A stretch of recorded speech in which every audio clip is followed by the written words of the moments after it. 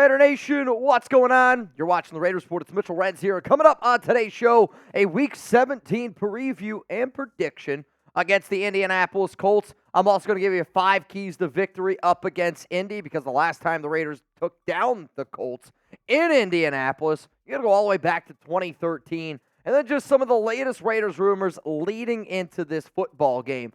So you got the 7-8 silver and black going up against the Indianapolis Colts, who are 8-7. I mean, when I think about the Raiders in Indy, I go back to Jeff Saturday, man. I go back to that football game, which was an absolute eyesore. It was a backbreaker. It was heartbreaking.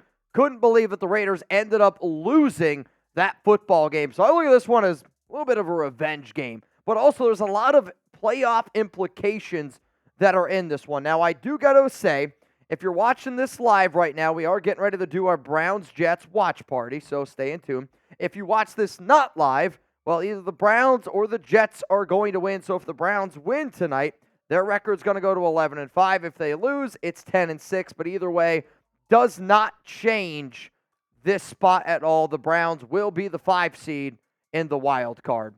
So just keep that in mind. But anyway, this game, you see right now Indianapolis at number 7. They're 8-7. And then the Raiders are at 7-8, but if you've watched the show enough, you'll know if the Raiders win these next 2 games, they're going to give themselves a legit shot to make the playoffs. So if you don't already know, we're going to be live on Sunday. It's an early game. Wake up early. This game is blacked out in essentially the entire United States. So if you're sitting there wondering, Mitch, where can I watch this game? Hit that subscribe button, turn on those notifications. We're also going to be giving away a Raiders jersey, like one that y'all can wear. Like today I'm rocking my booth. Shout out to Rebel Montana, my guy right there. But we're going to be giving away a jersey. It's going to be a big-time show. It's going to be an early one. The only 2 states that actually get this game, Nevada and Indiana. If you're not living in those 2 states, you might as well pull up to the Raiders Report and let's have a night. So what you're watching right now on today's show is going to be a quick preview of this game. I'll give you the spread, the over-unders, all that type of good stuff. But I'm also going to give you some keys to victory. And I'm only going to give you 5 keys to victory because the last 2 weeks I've done only 5. And I think we all know that the Raiders won the last 2 weeks. So I kind of want to keep this thing rolling here. My first key to victory is the Colts blitz 15.3% of the time. And I want Bo Hargree, Aidan O'Connell, this Raiders offense, Antonio Pierce, to know and understand that. If you guys remember, Gus Bradley back in 2021 was the Raiders defensive coordinator. He is now the DC in Indy. And just like then, Gus Bradley runs a cover 3. He runs a cover 3. He never gets out of it, but he also never blitzes. So the Indianapolis Colts are ranked dead last in the NFL in overall blitz rate. So if I'm Aidan O'Connell, if I'm this offense, I'm thinking, all right, I'm going to have some extra time to throw the football. So if I got to drop a few more plays that give me that extended time, I want Aidan to know where his check down is. I want Aidan to understand all of his reads because he's going to have the time to throw the football because Indy simply doesn't bring the blitz. Let's go to the next one here. You got to take what Gus Bradley's defense gives. And Bradley's defense, honestly, is very similar to Patrick Graham's and the idea that it's a bend but don't break defense. Like Gus is going to line up and he's going to run cover 3. You know that going into the game. It's not going to change. Just like when Patrick Graham, when his defense would struggle, he doesn't deviate from it. He sticks with his defense. That's what Bradley's going to do. So if I'm the Raiders here, if I'm, again, this coaching staff, you know that. You need to be able to make the proper adjustments in that game. What also comes with the Gus Bradley defense is if that 4-yard out's open, hit it. If a 6-yard route's open, hit it. If you're forcing down the field, that is exactly what they want you to do. The Gus Bradley defense doesn't think that you're willing to take the 3, 2, 4-yard pickup on a consistent basis, and you're going to get greedy, and you're going to try to stretch the field when it's not there instead of taking it. The way that this team is played, you got to take the easy stuff on offense, lean on your defense. Next one is going to be either you got to run the rock with Jacobs or my guy Zamir White right now. I mean, Zeus last week was absolutely phenomenal. Josh Jacobs is questionable to be able to go in this football game, and we'll talk about him a little bit more coming up here in just a second. But he did not practice on Wednesday. He did not practice on Thursday. Still dealing with that quad injury, and whether or not it's Jacobs, even if he's 70%, if he's out there in a game, I mean, every game from here on out for the Raiders is a playoff game. So it's like, if he's healthy enough to play, he's healthy enough to get the rock. But let's just say if you were planning on going with it, like, all right, I'm going to give my running backs 30 carries. I'm going to give 20 to Josh, and I'm going to give 10 to Zeus, because what I have seen from Zamir White is the more and more touches he gets, the better and better he gets. The game plan in this one has to be get physical, get up there on the offensive line, and take some pressure off of Aidan. The Raiders' running game has been effective enough, and it gets better as the game goes on. I want the Raiders to be able to run the football third and fourth quarter effectively and not rely on Aidan O'Connell to get it done. Here's my question, though. Who do you got? Who do you got more confidence in, Josh Jacobs or Zamir White? But think about it, and the idea of Jacobs is like 70% healthy. Zamir White, 100% healthy. Because obviously if both backs are healthy, I would hope everybody's going to pick 8, even though Zamir White has the hot hand right now. 70% Jacobs, 100% healthy Zamir White. Which running back do you have more confidence in?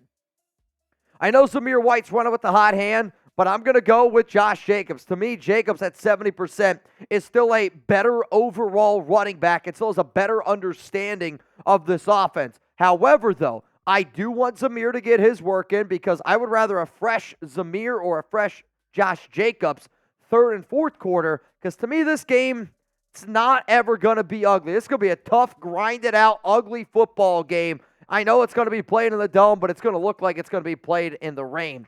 Next one is this. You better be ready for a physical battle. Indy's going to try to hit you in the mouth. I mean, that's what they do. This is one of the best coach teams in all of the NFL. And guess what? The Raiders right now are also one of the best coach teams in the NFL. Las Vegas is ranked dead last, or I guess first place, how I should say it, with the least amount of penalties out there, okay? So both teams don't commit a lot of penalties, but both teams are going to try to beat you up in the trenches on the offensive line, on the defensive line. Both defensive systems work that way. And for the Raiders, the projected offensive line that I have for them going up against Indy is going to be Thayer Munford, Dylan Parham, Andre James, Greg Van Roten, Jermaine Illuminor. When you know that Gus Bradley is going to be 4, bring in 4. Doesn't bring more than that. I want our offensive line to be ready for a physical battle in the trenches with their guys.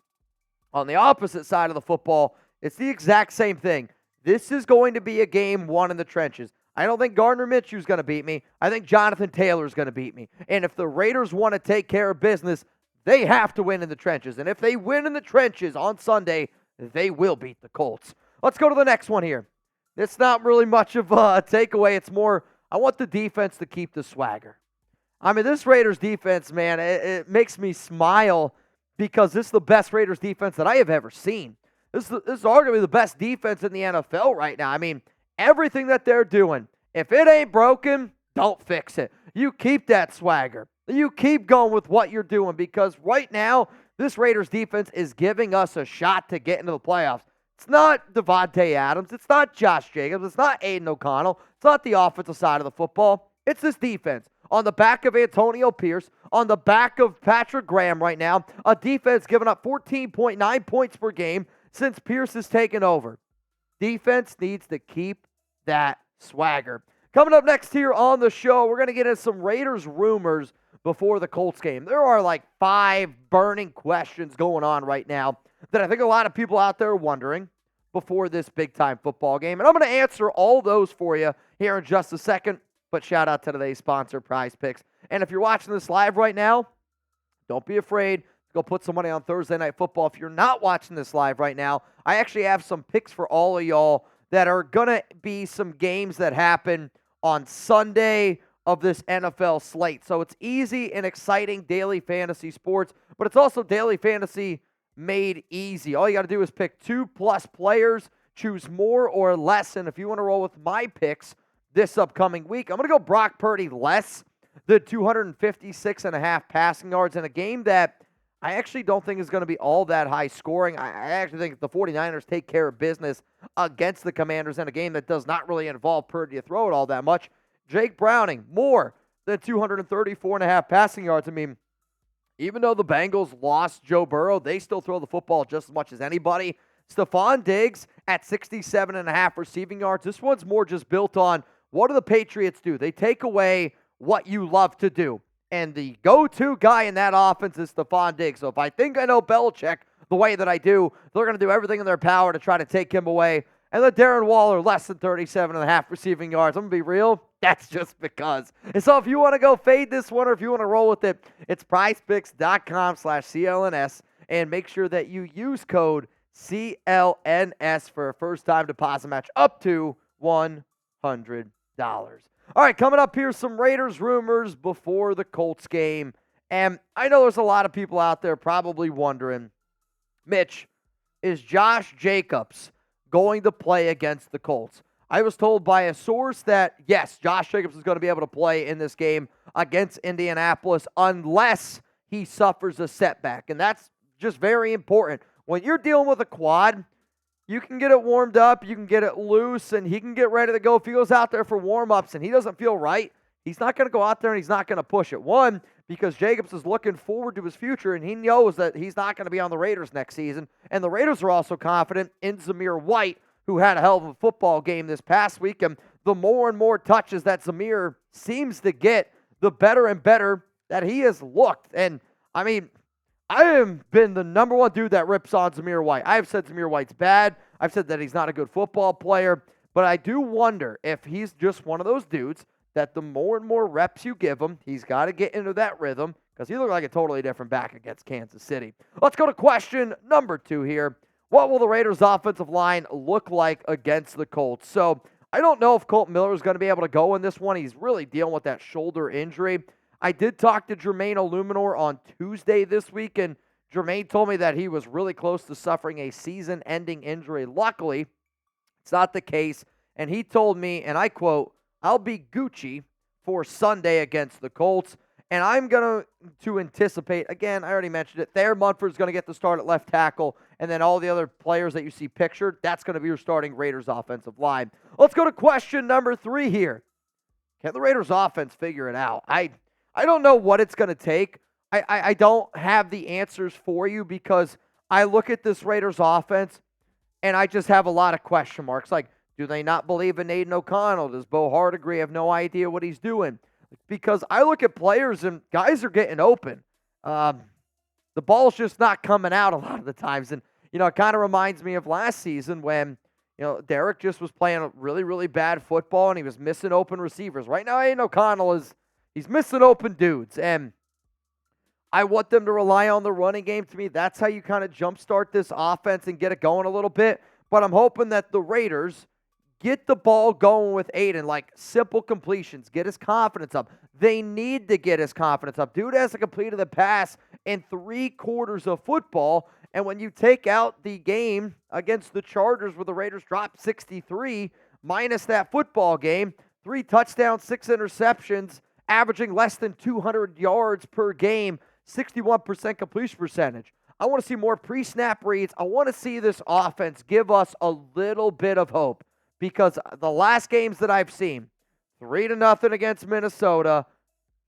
The Chargers game, I don't even know what to think about the Chargers game. But even the Chiefs game, no offensive touchdowns.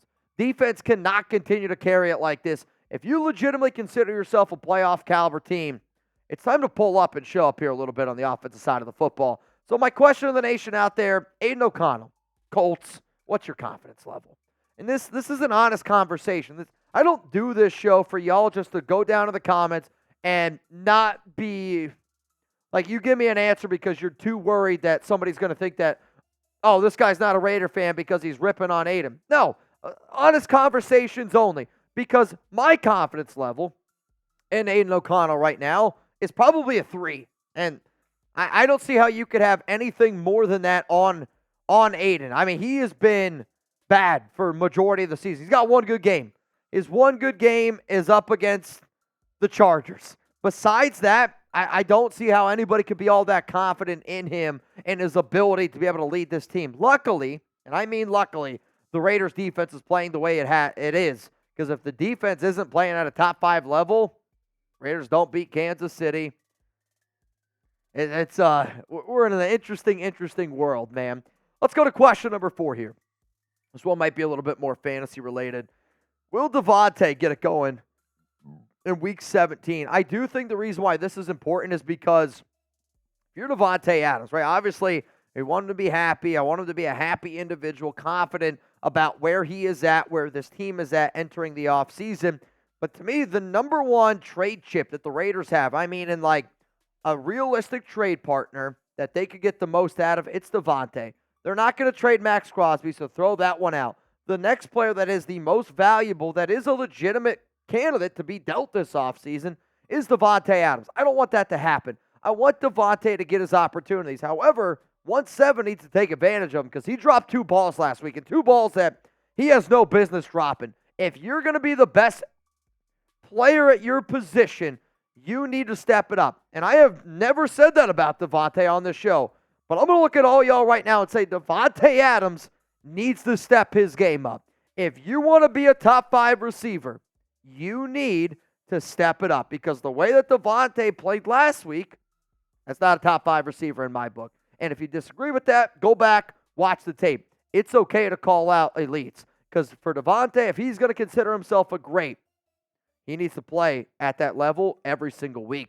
Let's go to the final question here on the Raiders report, and it's around Patrick Graham, and it's around this defense. Like, what's this defense going to look like? I have never been more interested in my life to watch the Raiders play defense than what I am watching right now. I said earlier in the week that I don't think it's impossible that the Raiders lose Patrick Graham this offseason because there are going to be multiple NFL teams out there that bring him in for an interview and potentially hire him to be a head coach. That's how good of a job he's done.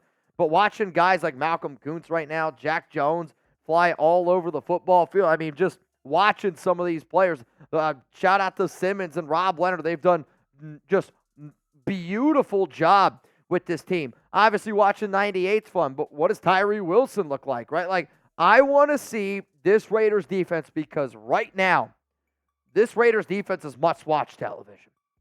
And I want to know how they're stacking up against every team, and I also want to know how they're stacking up against Indy this late in the season. So again, here are my 5 burning questions. Will Jacobs play against the Colts? I believe that he will. What's going to be the starting offensive line? It's going to be Thayer Munford, Dylan Parham, Andre James, Greg Van Roten, Jermaine Illuminor. Can the Raiders offense figure it out? You better hope so.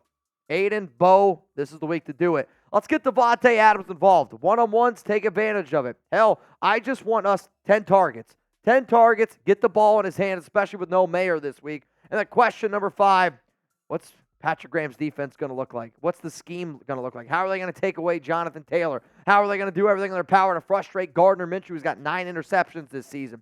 Bottom line, Week 17, must watch, and you better be watching it here on the Raiders Report. The over-under in this one, 44 points. Indy, 3-point favorites. Take that with a little bit of a chip on your shoulder. I will admit, the Colts are a different team. They've been a much better team at home this season. So hopefully the Raiders pull up, ready for the task, ready for the challenge, because every game from here on out, plain and simple, it's a playoff game. So when I started the show, I told you I'd give you my Raiders-Colts prediction. That's exactly what you're going to get right here. My Raiders-Colts prediction is this. I'm going to go with the Las Vegas Raiders to win this football game 23-17. If you made it this far in the video, let me know your score prediction for the Silver and Black up against the Indianapolis Colts.